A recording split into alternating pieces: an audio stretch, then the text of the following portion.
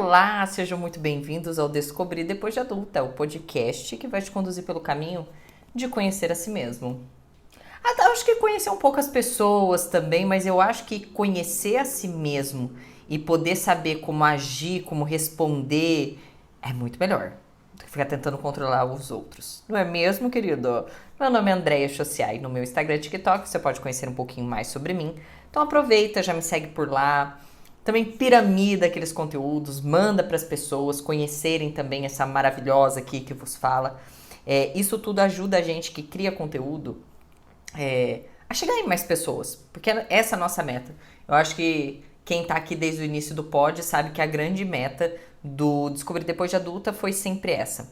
Eu acho que disponibilizar, facilitar a vida das pessoas que às vezes estão se sentindo meio perdida, não sabe por onde começar, não sabe que rumo a vida tá tomando. Então eu sempre tomei o Descobrir Depois de Adulta como um grande propósito. E ainda bem por isso, porque os feedbacks eles são 99% muito bom. André, mas tem 1%, tem 1% que reclama, tem 1% que não tá bom, sempre vai ter. Isso aí, inclusive, isso é fato. Vocês têm que saber. Hoje tá um dia tão chuvoso aqui, tá fazendo cosplay de Floripa. Porque, gente, eu fui pra lá, eu competi no último domingo, e aí eu tive o POB, gente, ele não tem vez, não tem. Tava um sol, teve o feriado do dia 15, depois teve o feriado do dia 20. Tinha uns amigos que estavam lá e falaram, nossa, tava um sol, tava uma delícia. Quando eu aluguei pra ir pra lá, eu aluguei pra gente entrar na sexta, ficar sábado, domingo e dar uma esticadinha até na terça, gente. Na quinta começou a chover, na sexta choveu, no sábado choveu, no domingo durante a prova fez sol, deu uma tempestade, chuviscou e fez sol depois de novo. Tanto que eu tô com uma marca aqui, ó. Quem tá no vídeo tá vendo. A tatuagem da prova ficou uma tatuagem permanente. Na segunda-feira abriu, a gente conseguiu pegar um pouquinho ali de sol, mas teve uma hora que a gente tava na praia no sol e tava chovendo. Então assim, gente, eu estou um tanto quanto floripenses, não sei se é assim que se chama, mas eu tô um pouco desistindo da cidade de vocês. Porque é a terceira vez que eu vou pra Florianópolis e, meu Deus, só chuva. Eu não tive sorte até agora com Florianópolis. Cheguei em Maringá, aquele calor do cão, e aí desde ontem começou a chover. Ai, adoro esse clima intimista aqui, essa luzinha, a chuvinha batendo, chuva no telhado, vento no portão e eu aqui nessa solidão. Ai, adoro. E eu quero aproveitar esse clima um pouco íntimo, porque eu me lembrei de um caso que aconteceu comigo e eu falei, cara, acho que eu nunca falei sobre isso no podcast e eu acho um tanto quanto importante, principalmente no processo de conhecer a si mesmo, é o tal do negócio de pôr limite, né? Então eu acho que assim, a gente precisa entender, não dá pra sair pondo 300 mil limites, erguendo barreiras e pontes e eu acho que assim, a gente tem que entender que nós estamos no mundo, existem as pessoas são diferentes, elas pensam diferente, ainda bem por isso. Não dá pra sair, né, querendo que todo mundo pense, fale e haja como a gente, mas em alguns casos é extremamente necessário que a gente saiba impor alguns limites. E por que eu falo isso? Essa não é a pauta, tá? Eu quero falar hoje sobre aquelas pessoas que elas são vampiras emocionais. O meu, assim, a minha ideia aqui hoje tentar identificar, tentar entender pra gente saber até como impor e colocar esses limites. Como eu já falei em vários outros episódios aqui. Não espere que ao comprar um terreno, quem vai delimitar esse terreno são os seus vizinhos. Se você deixar isso pra eles, eles vão fazer no que bem interessa, numa dessa você perde. Então assim, isso é pra vida. O terreno é teu, a casa é tua, a vida é tua, os limites quem tem que pôr é você, meu bem. E pôr limite não é um negócio fácil. Ainda mais quando você vem de anos e dias e uma sucessão de uma vida onde você disse amém pra tudo, onde você disse sim pra tudo, onde você concordou com tudo. Tendo isso posto, o vampiro emocional, pra mim, é aquela pessoa, era assim. Uma vez eu namorei um cara, eu já falei dele aqui, que foi a pior pessoa, assim, não é que foi meu pior relacionamento. Eu acredito que essa pessoa foi a pior pessoa que eu já conheci na minha vida. Não somente pelos abusos emocionais e físicos, porque ele me bateu, mas, cara, ele fazia muito terrorismo, assim, era bem bizarro. Eu me lembro que ele, do nada, às vezes, ele parava assim, a gente tava tudo bem. Aí, do nada, ele fechava a cara, daí ele fazia bico e falava: Você não vai me contar? Você não vai me contar? Você não vai me falar? Você não vai me contar? Eu sei que você tem pra me contar. E aí ele começava a ficar ruim, começava a falar de terminar o namoro, e eu amando, apaixonada, dependente emocional, começava a ficar desesperada. Mas era tipo um verde da pessoa pra me deixar nessa. Eu acho que tinha uma coisa de ver você ali, sabe, suplicando e pedindo e tentando entender.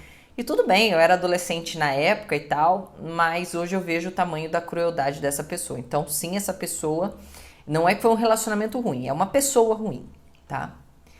Mas eu me lembro uma vez que quando eu ouvi esse termo pela primeira vez, que foi quando eu namorava com essa pessoa, eu cheguei em casa e eu me lembro que quando eu comecei esse namoro, eu tava numa das minhas melhores fases. Era adolescente, mas eu tava nas minhas melhores fases. Eu sempre fui uma pessoa, eu sempre fui assim, um pouquinho mais na minha, mas meu filho, se você tivesse intimidade comigo, olha, eu vou falar pra vocês, eu tenho essa cara de brava, eu sou um tanto quanto fechada, eu chego nos lugares geralmente silenciosa, você vai me achar um cu quando você me conhecer, porque geralmente eu tô quieta, eu tô observando, mas pegou um pouquinho de intimidade, meu amor, a intimidade ela é inimiga do respeito. Nossa, vai ser uma zoeira. E eu tava na minha melhor fase, era uma fase que cara, eu tava me descobrindo ali, adolescente. Lógico, financeiramente não era a melhor fase, como eu já disse pra vocês, eu tava indo pra um colégio particular, ali eu vi o tamanho do abismo social, mas eu, Andréia, eu tava feliz comigo. Assim, eu tava. Era feia que doía, mas eu tava me sentindo bem, eu tava. As pessoas gostavam de mim, eu me sentia divertida e tal. Então, quando essa pessoa ela entrou na minha vida, eu tava nesse ponto. Eu era uma pessoa feliz. Eu era uma pessoa sorridente. Era uma pessoa magrela, não me achava a pessoa mais bonita do mundo, usava aparelho e tudo mais. Aquela feiura desgraçada que a gente tem que passar na adolescência. Mas eu tava me sentindo bem. E aí, quando eu comecei com essa pessoa, uma pessoa que, assim, num primeiro momento, divertidíssima, era uma pessoa brincalhona, entrava na minha, a gente fazia as coisas juntos e tal. E aí, obviamente, o ciclo de abuso e a pessoa ruim, ela não se mostra logo de cara. Os que mostram logo de cara são burros, né? Mas o espertão, o manipulador, ele vai te levar, assim... Eu me lembro que ele me dava muito presente. Então, pra eu que tava passando muito desejo, muita vontade, ele era mais velho que eu, então ele já trabalhava. Então ele me dava roupa, ele me dava sapato, ele me dava, assim, muito presente mesmo. Tanto que uma vez minha mãe falou, olha, eu acho que ele gasta demais com você e tudo mais. E aquilo foi, né? Nossa, e cartas e declarações, e vou te buscar na escola e tudo mais. E eu, né, toda empolgada. E até que aí começa o ciclo do abuso. E aí as coisas começam a acontecer, e aí o trem começa a descarrilhar. E eu me lembro que um dia eu cheguei em casa e eu já estava... foi no meu primeiro episódio de depressão profunda. E eu me lembro que eu vim assim numa sucessão de usar a mesma roupa sempre, meu cabelo sempre amarrado, eu fui me afastando de todas as minhas amizades e tudo mais. E aí um dia eu cheguei em casa assim, e eu não me esqueço que minha mãe ela ficou olhando assim pra mim e ela falou assim, cara, quando você... Cara não, né? Isso eu tô dando um tom aqui, mas ela falou, filha, é engraçado porque... Todas as vezes que você volta da casa lá do José, vou dar um nome fictício aqui, você volta drenada. Você volta parecendo que você correu uma maratona, você volta cansada, você volta exaurida, você volta triste. Esse cara é um vampiro emocional. E aí aquilo ficou na minha cabeça, né? Eu falei, vampiro emocional, não fazia nem ideia o que era isso. E aí eu fui entender, e aí o que eu conhecia de vampiro naquela época? Ainda não tinha Edward Cullen não, meu amor. O máximo que eu conhecia de vampiro daquela época era a novela Vamp, que inclusive eu amava essa novela. Gen Z, vocês não vão entender do que eu tô falando. Os millennials vão. Nossa, o Vamp, meu Deus, a gente queria tudo de vampiro, capa de vampiro e tal. E qual que é o princípio ativo do vampiro? É ele ser um oportunista. O vampiro, ele é um oportunista. Ele precisa de algo que alguém tem para ele sobreviver. E esse algo, ele pode eliminar a pessoa. Então, quando fala, um vírus oportunista, é um vírus que se alimenta de algo que você tem. E ele cresce com base naquilo que você tem. Então, o vampiro, ele é um ser oportunista. Ele usa o teu sangue para se alimentar, tá? Então, ele é um ser oportunista. Então, quando a gente fala de vampiro emocional, basicamente é uma pessoa que drena as suas emoções para que, de alguma forma, aquilo o satisfaça. Então, nesse caso aí do Joseph, do José aí, nosso amigo, nosso nome fictício. Qual que era o princípio dele como vampiro? Eu tinha aquela luz, aquela alegria, aquele jeito de ser, aquela espontaneidade. E essa pessoa, aos poucos, do jeito dela, abusivo, manipulador, foi drenando isso em mim, fosse me cortando, fosse tentando me controlar minhas roupas, com quem eu estaria, até um momento que eu não tenho mais, abre aspas, sangue, ou emoções, ou sanidade mental, e essa pessoa cresce no jogo e eu morro no jogo, basicamente. E depois eu tive, por um tempo, um vampiro emocional na minha vida no trabalho. E esse vampiro emocional no trabalho, eu me lembro que era uma pessoa que todas as vezes que eu chegava perto dessa pessoa, ela tava lá normal e tal, mas a gente começava a conversar e essa pessoa começava um show de lamúria. E ela reclamava, e ela falava mal de alguém, e ela queria incitar que as pessoas estivessem também falando de mim, que não era coisa da cabeça da pessoa. Ou então, era intercalado. Ou a pessoa tava com essa síndrome da perseguição, falando mal de todo mundo e o quanto a vida dela era triste, ou era tudo sobre a pessoa. Então, assim, não tinha essa da pessoa perguntar como era o teu final de semana. Era só o meu final de semana, o que eu fiz, o que eu passei. E eu me lembro que ela tinha um relacionamento bem conturbado, assim.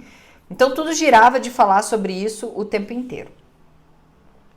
E com o tempo, eu que entrei no trabalho assim pra cima, alegre, sorridente, eu comecei a perceber que eu fui pegando os traços dessa pessoa.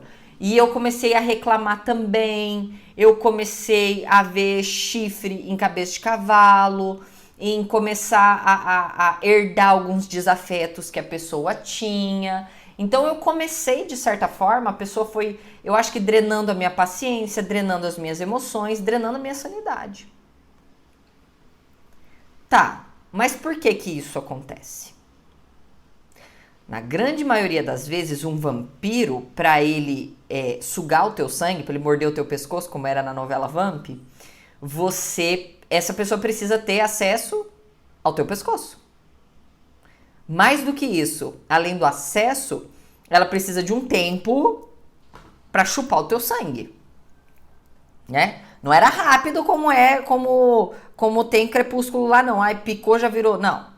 O que diz o vampiro é que ele sugava o teu sangue, sugava, e aí lá ou você morria ou virava um vampiro também.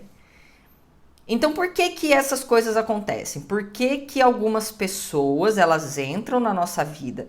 Pode ser familiar, pode ser amigo, pode ser colega de trabalho, pode ser o seu relacionamento, o seu parceiro, a sua parceira. Mas essas pessoas, quando você está com elas, é como se elas roubassem, aniquilassem, diminuíssem o brilho que você tem. Seja um brilho no trabalho, seja um brilho nos estudos, seja um brilho no traquejo com outras pessoas. Então são pessoas que elas vão aos poucos minar a sua confiança, elas vão te deixar triste, elas vão te deixar desconfiada, elas vão te fazer virar uma pessoa talvez briguenta, porque eu me lembro que no trabalho, eu me lembro de ter ficado uma pessoa briguenta, de assim, acontecia alguma coisa, ela já olhava pra mim, tipo assim, você viu, foi pra você, né? Foi para E aquilo vai alimentando, é aquilo. Uma mentira dita 100 vezes, ela acaba se tornando verdade. E eu me tornei uma pessoa chata, uma pessoa encrenqueira, uma pessoa briguenta. E aí eu comecei a olhar que essa pessoa, que era esse vampirão no trabalho comigo, se dava bem com todo mundo, falava com todo mundo, era querida por todo mundo, mas atrás ali pra mim picava o pau, eu mordia a chumbada dela, comprava, deserdava os desafetos dela e eu saía em maus lençóis. Então o princípio para um vampiro te prejudicar é você deixar. Que ele vai chegar, isso não tem controle. Muitos desses vampiros emocionais não tem na testa. Não vem com aviso prévio. Não vem assim, ai, nossa, eu sou vampirão, hein? Você vai deixar eu entrar ou não? Não. Vem de uma forma sedutora, vem de uma forma insidiosa, vem devagarzinho, vem dando um passinho, vem abrindo uma portinha. E é aí que a gente precisa entender que eu estou perto dessa pessoa. Quando eu estou perto dessa pessoa, eu me torno uma pessoa melhor ou eu me torno uma pessoa pior? Quando eu estou perto dessa pessoa, há espaço para falar sobre mim ou só existe uma pauta e um tema que é a vida da outra pessoa? Depois que essa pessoa entrou na minha vida, eu só perdi pessoas? Ou eu acabei, sim, reduzindo talvez o número de pessoas, mas os bons, os ótimos, eles ficaram? Ou essa pessoa está tendendo a me isolar e a viver só eu e essa pessoa? Então são perguntas que hoje, eu tento me fazer ao menor indício de sentir que uma pessoa não está sendo boa pra mim. Andréa, como eu sei que uma pessoa não está sendo boa pra mim? Gente, a gente sabe. A gente sabe. Não precisa assim ter um seu sentido muito aguçado para saber quando você vive triste perto daquela pessoa, quando aquela pessoa se torna um peso, quando dali só vem cobrança, quando dali só vem julgamento, quando dali não vem nenhum apoio, quando se fala só sobre a pessoa, quando o vampiro emocional é aquilo. Toda vez que eu saio de perto dessa pessoa, eu estou pior.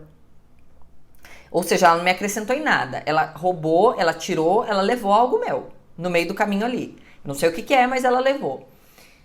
Então o meu alerta hoje, e é um alerta, primeiro de tudo é entender, né? Essa pessoa tá me fazendo... Tá, eu respondo essas perguntas. Ela não tá me fazendo bem, perto dela eu fico mal. Ela me faz sentir algumas coisas que eu não gosto, agir de umas maneiras que não estão me fazendo muito bem e tal. O que é que eu faço? Aí vem aquele momento de aprender a impor os seus limites. Você nunca vai sair... É uma coisa assim, né? Que eu aprendi. Principalmente se eu convivo com essa pessoa, é nunca fazer um corte muito direto. Primeiro porque eu não gosto de DR, tá? Me julguem. Mas assim, ó. Eu sou fã incondicional do afastamento silencioso. Indo devagar e cortando aos poucos. Porque eu não gosto de textão. Eu não gosto de DR. Eu não gosto de lavar roupa suja com quem eu já entendi que eu não quero. Uma coisa é meu marido, eu vou ter DR com meu marido, eu vou ter DR com a minha irmã, eu vou ter DR com um amigo muito próximo, então eu vou ter DR com pessoas importantes. Brigou, uma coisa ficou mal explicada. Agora, com quem eu vejo que tá me fazendo mal, o afastamento ele é leve e silencioso. Corto aqui, hoje eu não posso. A pessoa começa a falar, a envenenar, a trazer, menina, deixa eu ir tomar um café. Hoje eu vou precisar colocar um fone porque eu preciso acabar esse trabalho. André, mas às vezes o vampiro mora dentro da nossa casa. Tô estudando, vou sair, corta a pessoa. Aí é a hora de eu entender que, beleza, essa pessoa ela pode ter me sugado, ela pode ter sido um vampiro, ela pode ter levado uma grande parte de mim. Mas não dá pra continuar. Porque eu não quero morrer. Eu não quero me anular. Eu não quero chegar ao ponto de eu me perder de mim até olhar no espelho e não me reconhecer. Eu não quero isso. E é isso que um vampiro vai fazer com você. Então, se isso está acontecendo com alguma pessoa, para. Repara. É alguém que vale a pena a conversa, vale a pena a dedicação? Converse. comunique, estabeleça limites. Mas é alguém que você não quer ter por perto? Vai saindo devagar. Vai saindo de leve. Vai se afastando aos poucos. Vai dando espaço. Vai entendendo se sua vida fica melhor ou pior.